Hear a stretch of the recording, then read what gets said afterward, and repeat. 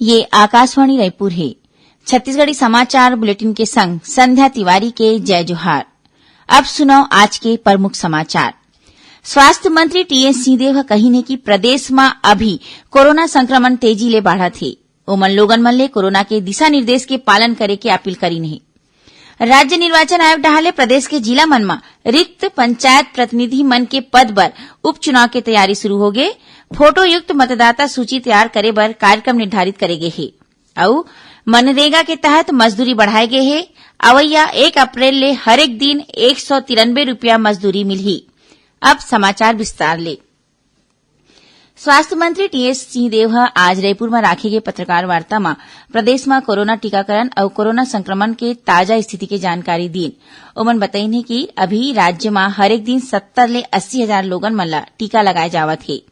स्वास्थ्य विभाग हरेक दिन 1 लाख टीकाकरण के लक्ष्य राखे है। श्री सिंहदेव बताइन कि प्रदेश में अभी कोरोना संक्रमण तेजी ले बढ़त है। ओमन संक्रमण पर काबू पाए बर जम्मो नागरिक मन ले मास्क के उपयोग करे, 2 गज के दूरी बनाए राखे, हाथ ला साफ सुथरा राखे और सार्वजनिक कार्यक्रम ले दूरिया रहे के अपील करीन है। यही बीच राज्य में स्वास्थ्य कर्मी, फ्रंटलाइन वर्कर्स, 60 बछर ले ज्यादा उम्र के नागरिक और 45 बछर ले ज्यादा आयु के गंभीर बीमारी ले पीड़ित लोगन मन ला टीका लगाए के काम रोज चलत है। काली करीबन 38 हजार लोगन मन ला कोरोना के टीका लगाए गिस। उन्हें आज कोरोना वैक्सीन के नवा खेप नई दिल्ली ले राजधानी रायपुर पहुंचिस। एमा कोविशील्ड वैक्सीन के 44 पैकेट में 5,26,000 डोज है। केंद्रीय गृह मंत्रालय है कोरोना महामारी के प्रभावी नियंत्रण पर काली दिशा निर्देश जारी करीन। ये 1 अप्रैल ले 30 अप्रैल तक लागू रही। दिशा निर्देश में मुख्य रूप ले कोरोना संक्रमण ला फैले ले रोके में विशेष उपलब्धि और मजबूत करे में ध्यान दे गे है। एती छत्तीसगढ़ में कोरोना संक्रमण के मामला में तेजी ले बढ़ोतरी होवत है। काली 1910 नवा मामला आघु आए है। एमा दुर्ग जिला में सबले ज्यादा करीबन 700 कोरोना संक्रमित मरीज मिले हैं। उन्हें रायपुर जिला में 507 मरीज मन की पुष्टि हो है। अभी में करीबन 10,500 मरीज मन के इलाज आने अस्पताल या होम आइसोलेशन में चलत है। दुर्ग जिला के मुख्य चिकित्सा और स्वास्थ्य अधिकारी डॉक्टर गंभीर सिंह कोविड के दिशा निर्देश के पालन करे के अपील करे है। राज्य निर्वाचन आयोग डहाले प्रदेश के आने जिला मन में रिक्त पंचायत प्रतिनिधि मन के पद बर उपचुनाव की तैयारी चालू हो गई है। एमा फोटो युक्त मतदाता सूची तैयार करे बर कार्यक्रम निर्धारित कर दे गए है। प्रदेश के आने जिला मन में रिक्त जिला पंचायत सदस्य, सरपंच और पंच मन के 1300 ले ज्यादा पद मन बर उपचुनाव होना है। प्रदेश में महात्मा गांधी राष्ट्रीय ग्रामीण रोजगार गारंटी अधिनियम मनरेगा के मजदूर मन ला अवैया 1 अप्रैल ले हरेक दिन 193 रुपया मजदूरी मिलही। केंद्र सरकार डहाले मनरेगा के तहत ये वित्तीय बछर बर राज्यवार हरेक दिन मजदूरी के दर के राजपत्र में प्रकाशन कर दे गए है। मनरेगा के तहत काम करैया अकुशल हस्त कर्मकार बर छत्तीसगढ़ में 193 रुपया हरेक दिन की मजदूरी तय करे गए है। पाछू वित्तीय बछर में 190 रुपया मजदूरी दर निर्धारित रही। मुख्यमंत्री भूपेश बघेल ये दरी लोकवाणी में नया बजट नए लक्ष्य विषय ऊपर गोट बात करही। ये बारे में आकाशवाणी रायपुर के फोन नंबर 0771 243 0501 502 और 503 मां काली और परन दिन मझनिया 3 ले 4 बजे के बीच फोन करके अपन सवाल रिकॉर्ड करा सकते। मुख्यमंत्री के मासिक रेडियो वार्ता लोकवाणी के 17वां कड़ी के प्रसारण 11 अप्रैल के होही। ये प्रसारण ला छत्तीसगढ़ स्थित आकाशवाणी के जम्मू केंद्र एफएम रेडियो और क्षेत्रीय समाचार चैनल मन में बिहनिया 10:30 बजे ले 11 बजे के बीच सुने जा सकते। छत्तीसगढ़ी समाचार बुलेटिन आप मन आकाशवाणी रायपुर ले सुनत हो।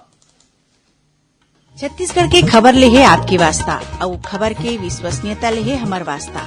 आकाशवाणी समाचार रायपुर के प्रादेशिक समाचार बुलेटिन के संगे संग हमार समसामयिक कार्यक्रम आप रेडियो के संग अपन मोबाइल में घलो सुन सकत हो। आकाशवाणी समाचार फेसबुक, ट्विटर और यूट्यूब में घलो हावय। हमार फेसबुक पेज हरे Chhattisgarh news on AIR, Twitter handle CGAIR news और हमार यूट्यूब चैनल हरे छत्तीसगढ़ AIR न्यूज। तो अब रेडियो के संगे संग आपके मोबाइल के माध्यम ले हम आप तक पहुंचत हन। छत्तीसगढ़ के हर खबर पर सुनत रहो आकाशवाणी समाचार। अब आगू बाढ़न बाँचे समाचार कोती।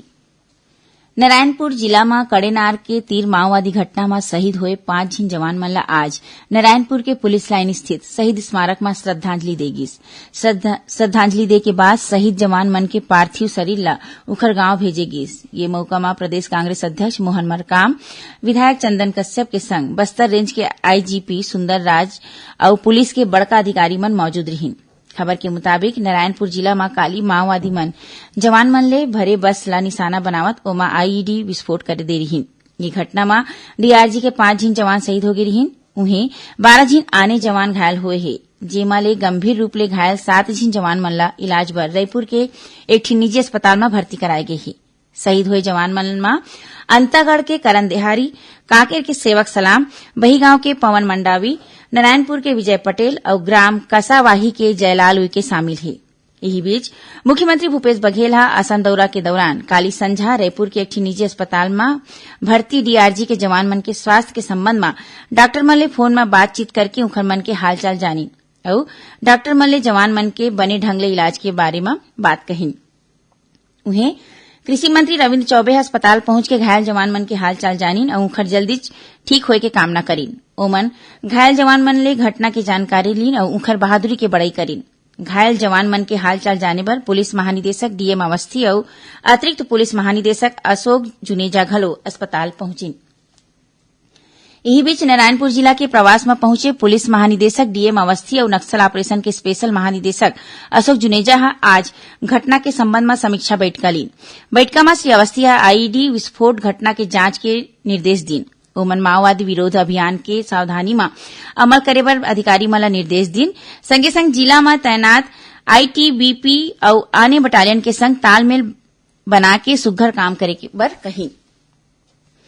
दंतेवाड़ा जिला के टीम भांसी थाना क्षेत्र ले आज सुरक्षा बल मन 2 झिन इनामी माओवादी ला गिरफ्तार करे है। इखर मन ऊपर 10-10 हजार रूपया के इनाम घोषित रहिस। उन्हें बीजापुर जिला में माओवादी मन तर्रेम और सिलगेर के बीच नवा बने सड़क ला काट के अवई जवई ला बाधित कर दे है। पुलिस अधीक्षक कमलोचन कश्यप बताइन है कि तर्रेम थाना क्षेत्र में माओवादी मन 1 किलोमीटर के भीतरे 9 ठीन जगह ले सड़क ला काट के अवई जवई ला बाधित करे है। ओमन कही कि माओवादी मन क्षेत्र के विकास और आदिवासी मन के खुशहाली ला देख के बौरागे है। श्री कश्यप कही कि माओवादी मन कमांडर हिड़मा के निर्देश में ये घटना ला अंजाम दे है। आज विश्व क्षय रोग निवारण दिवस हरे। क्षय रोग ले स्वास्थ्य, समाज और अर्थव्यवस्था ला होए या नुकसान और वैश्विक महामारी के रोकथाम और लोगन मन में जागरूकता लाए बर हरेक बछर 24 मार्च के ये दिन ला मनाए जाथे। प्रधानमंत्री नरेंद्र मोदी कही कि भारत गैर संचारी रोग के रोकथाम और स्वास्थ्य के क्षेत्र में अग्रणी देश में शामिल है। ट्वीट संदेश में श्री मोदी कही कि हम अल्लाह पृथ्वी ला स्वस्थ रहे योग्य ग्रह बनाना है। एती छत्तीसगढ़ में विश्व क्षय रोग निवारण दिवस के मौका में आने कार्यक्रम राखे गए है। स्वास्थ्य विभाग डहले प्रचार रथ ला भेज के और मास्क बांट के लोगन मन ला टीबी रोग के प्रति जागरूक करे जावत है। दुर्ग में आज भी टीबी अस्पताल ले मास्क बांटे के काम के शुरुआत करेगी। छत्तीसगढ़ राज्य महिला आयोग के अध्यक्ष किरणमयी नायक बताइन है कि नोनी मन ला आत्मनिर्भर बनाए बर आयोग डहर ले प्रशिक्षण दे जाही। संगे संग आयोग मुख्यमंत्री महतारी न्याय रथ अभियान शुरू करही। श्रीमती नायक आज महिला आयोग के स्थापना दिवस के मौका में एक पत्रकार वार्ता ला संबोधित करत ये जानकारी दीन। श्रीमती नायक बताइन है कि लॉकडाउन में घलो आयोग जन सुनवाई करे है। आखिर में प्रमुख समाचार एक घाव फेर। स्वास्थ्य मंत्री टीएस सिंहदेव कहीन है कि प्रदेश में अभी कोरोना संक्रमण तेजी ले बढ़त है। ओमन लोगन मन ले कोरोना के दिशा निर्देश के पालन करे के अपील करीन है। राज्य निर्वाचन आयोग डहले प्रदेश के जिला मन में रिक्त पंचायत प्रतिनिधि मन के पद पर उपचुनाव की तैयारी शुरू हो गए। फोटो युक्त मतदाता सूची तैयार करे बर कार्यक्रम निर्धारित करे गए है और मनरेगा के तहत मजदूरी बढ़ाए गए है। अवैया 1 अप्रैल ले हरेक दिन 193 रूपया मजदूरी मिलही। एक संग छत्तीसगढ़ी समाचार बुलेटिन इहे सिरावत है। जय जोहार।